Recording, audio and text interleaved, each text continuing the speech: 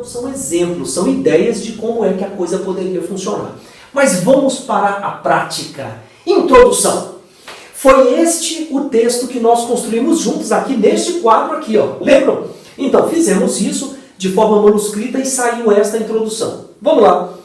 O coronavírus, também conhecido como Covid-19, e aí eu quero ressaltar um grande amigo meu, professor aqui em Brasília, professor Eliseu, um cara espetacular. Na hora em que ele assistiu ao nosso vídeo, ele gostou bastante, nos deu até uma ideia. Ele falou, professor Freire, explique só a diferença entre o coronavírus e Covid-19. O coronavírus, na realidade, é o vírus e o Covid-19 é a doença que tem como agente causador o coronavírus. Professor Eliseu, vai aí um grande abraço para o senhor, tá ok? Muito bem, o coronavírus, também conhecido como Covid-19, tirou a vida de milhares de pessoas no início do primeiro trimestre de 2020, mostrando seu poder devastador às autoridades sanitárias de todo o mundo, provando que todos teremos de encontrar uma nova forma de convivência em sociedade. Eu botei entre aspas, porque nós criamos isso juntos, não é? Eu de cá e você daí.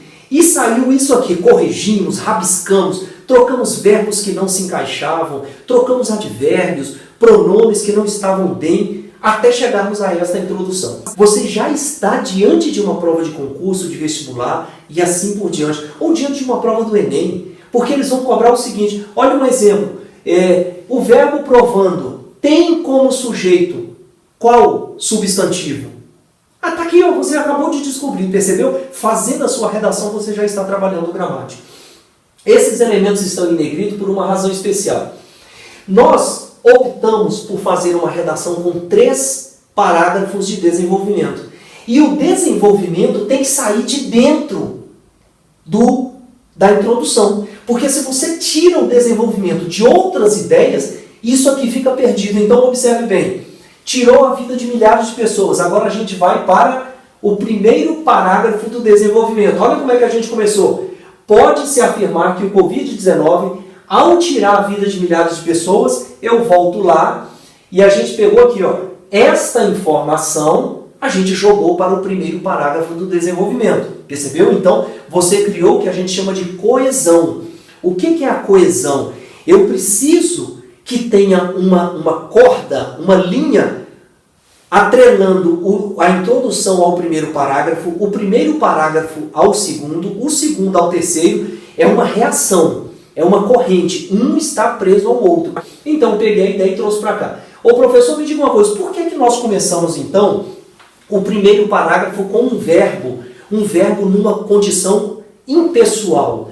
Eu não tenho aqui ele atrelado a uma pessoa, a alguém, ou a uma pessoa dentro do discurso, eu, tu, ele, nós, vós, eles.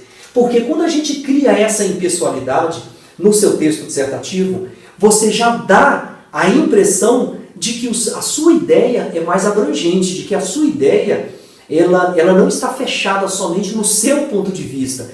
Você acredita realmente que o que você pensa é uma coisa que pode ser compartilhada com muitas outras pessoas. Muito embora você não imponha a sua opinião a ninguém, mas você está deixando claro que a sua opinião não é apenas sua, percebeu? Então pode-se afirmar, quem é que pode? Eu posso, você pode, todos podem, ou ninguém pode, mas uma coisa é certa, você já provou que tem uma cabeça aberta para afirmar e para aceitar também ideias de outros, ok? Observe que neste momento aqui, o que é que nós fizemos?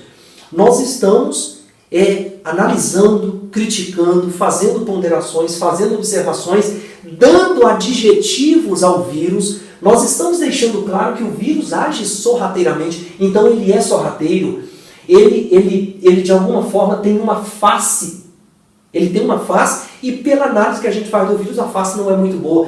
Ou seja, eu personifico esse vírus num ser que não traz algo bom para a sociedade. Percebeu como é que se você se aprofundar um pouco mais nisso aqui, vai muito além de uma simples análise qualquer. Isso aqui nós fizemos juntos, eu de cá, você daí. Com certeza, se a gente fizer uma análise mais apurada, pode ser que a gente troque um verbo daqui, tire uma vírgula da lá, porque nós estamos em fase de construção, o texto não está pronto. Agora, eu volto aqui para a introdução, e no segundo momento a gente diz assim, ó, no início do primeiro trimestre de 2020, mostrando seu poder devastador às autoridades sanitárias de todo mundo. Aí a gente vai lá para o segundo parágrafo do desenvolvimento, em que está escrito assim: o poder devastador demonstrado por esse vírus foi de proporções gigantescas. Percebeu que quando eu falo de poder devastador, não é que eu esteja repetindo uma informação porque eu não tenho repertório cultural, porque eu não tenho conhecimento, porque eu não conheço as regras de sinonímia. Eu estou repetindo para criar uma coesão entre o segundo parágrafo do desenvolvimento e a introdução e automaticamente ao primeiro parágrafo também. Então o texto tem que ser uma escada. Eu subo degrau por degrau ou eu desço degrau por degrau, ok? Então o poder devastador demonstrado por esse vírus foi de proporções gigantescas. Ao mostrar o que é capaz de fazer com uma sociedade como a nossa, tão moderna, obrigando-nos a fecharmos fronteiras, afastarmos-nos de pessoas que amamos por dias, semanas, meses e colocarmos em xeque o ideal de mundo globalizado, nos fez voltar às eras pré-históricas nas quais vivíamos refugiados em nossos esconderijos com medo de tudo e de todos do lado de fora. Observou que aqui, nós que somos autores desse texto, muito embora possamos alterá-lo do jeito que quisermos, mas o que nós fizemos aqui? Nós estamos dando uma ideia acerca do tema, estamos desenvolvendo o que sabemos, o que pensamos, como nos comportamos diante dessas informações, qual é o nosso ponto de vista, por que a nossa sociedade está sofrendo diante de um agente causador de tanto sofrimento como é o caso do coronavírus. Ou seja, estamos trabalhando a nossa ideia. E vamos dar um pulinho lá no terceiro parágrafo. Olha o que nós dissemos aqui. A prova mais contundente de que teremos de rever nossos conceitos como sociedade é o fato de estarmos em casa, isolados, indefesos, inseguros. Aí a gente volta lá na introdução e lá está escrito assim, ó, no terceiro ponto, provando que todos teremos de encontrar uma nova forma de convivência em sociedade. A gente dá um pulinho no terceiro parágrafo. A prova mais contundente de que teremos de rever nossos conceitos como sociedade é o fato de estarmos em casa, isolados, indefesos, inseguros. Quando você pega esta informação e volta até a introdução, você não tem uma coesão. O que está lá não está aqui também. Então, neste momento, você começa a entender que a coesão textual é quando você não foge ao tema proposto. É quando você não começa no primeiro parágrafo falando de A e chega no terceiro falando de B, sem que esse assunto esteja ligado com o anterior e com a introdução do seu texto, ok? Muito bem, temos apenas a certeza de que talvez amanhã, ou quem sabe depois de amanhã, possamos sair, voltar a apertar a mão do outro sem o receio de sermos por ele contaminados. Esse retrocesso era imaginado apenas por cineastas nas mais terríveis cenas de filmes hollywoodianos, como Guerra Mundial Z e tantos outros que expõem a nossa fragilidade diante do que não podemos ver e nem controlar. Percebeu que aqui o autor desta redação, que somos nós, né? Ele já está indo em busca de outras coisas que possam fortalecer aquilo que ele está propondo lá na introdução. O fato de estarmos isolados em casa por conta do vírus vai mudar a nossa forma de ver o mundo, de convivermos em sociedade. E que forma é essa? Talvez amanhã, ou quem saiba depois, a gente possa voltar a apertar a mão do outro, ou de repente a gente descobre daqui para frente que apertar a mão de uma outra pessoa não vai ser mais como antes. Talvez você não tenha mais essa condição de olhar isso com tanta naturalidade. E nós brasileiros que abraçamos todo mundo o tempo todo, né? Os europeus, os americanos acham isso muito estranho, mas a gente se abraça, se beija e pula um no braço do outro. A gente vê isso aí no carnaval. É um negócio impressionante, porque só brasileiro consegue ser alegre, ser divertido do jeito que nós somos, às vezes até ao extremo, mas é uma característica nossa. Mas isso pode ser que mude, não é verdade? E agora nós vamos dar um pulinho lá na conclusão. O que diz aqui a nossa conclusão? Observem que nós começamos o parágrafo da conclusão com a seguinte frase. Diante de tudo isso.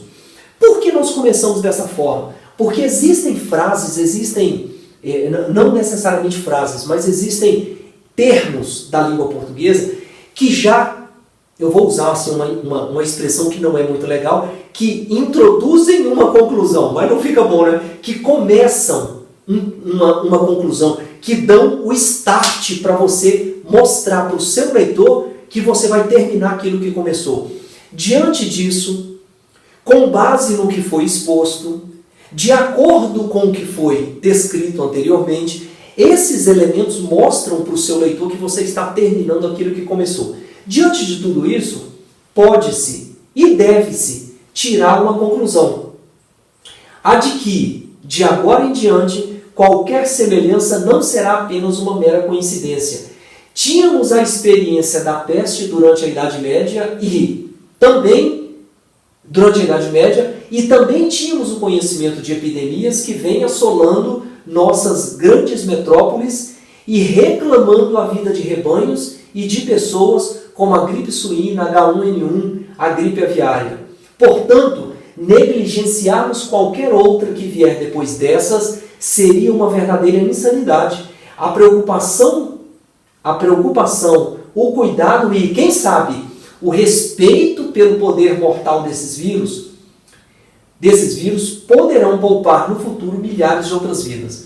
Meu amigo, se você está do outro lado da linha, da tela, você deve ter pensado o seguinte: nós fizemos um texto, ele pode ser mudado ainda mais do jeito que quisermos para ficar melhor, mas vocês perceberam o seguinte, que diante disso tudo que foi mostrado, esse cara, ele deu ideias do que é que podemos fazer para resolver o problema que foi criado lá em cima, na introdução do texto. Lá tem um problema. Esse problema foi desenvolvido, mas quando você chega na conclusão, você tem que dar alguma informação, se você quiser, obviamente, você não é obrigado a fazer. Mas quando você faz, você prova para o seu leitor que além de discutir um problema, além de debater um problema, além de dialogar acerca de um problema, você também oferece soluções.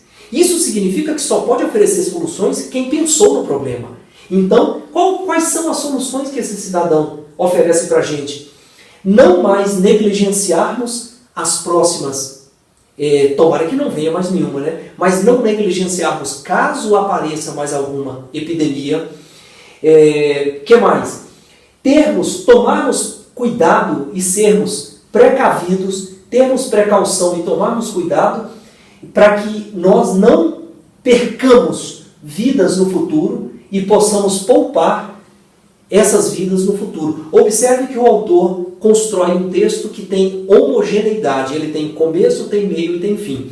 Meus amigos, se nós investigarmos esse texto, nós vamos encontrar, tem falhas? Tem, porque ele não sofreu várias revisões, ele sofreu uma única pequena revisão. Portanto, se eu pegar esse texto aqui e analisá-lo, de repente eu tiro uma vírgula aqui, eu elimino, eu faço o que a gente chama de elipse, de repente eu posso eliminar algum termo, alguma informação e colocar uma vírgula onde não tem, né? É um elipso ou uma zeugma, que é quando de repente você pensa assim, eu vou tirar um termo e vou substituir por uma vírgula. Você pode fazer isso para tornar o seu texto mais enxuto, para evitar repetição de palavras, mas o que nós propusemos aqui foi a construção de um texto que tivesse começo, meio e fim. Eu vou deixar aqui para vocês o e-mail do método WJS, mas é fácil, é só você memorizar, métodowjs@gmail.com. Esse é o nosso e-mail. Se você quiser tirar dúvidas sobre algum texto que você construiu, que você acha que de repente ele não está bem elaborado, bem construído, mande um e-mail para a gente. A gente vai ter o maior prazer do mundo em trocar essa ideia com você. Não se esqueça, métodowjs@gmail.com. E vai a máxima, se você tiver dúvida, Freire explica. Agradeço a vocês pela atenção e até o próximo vídeo.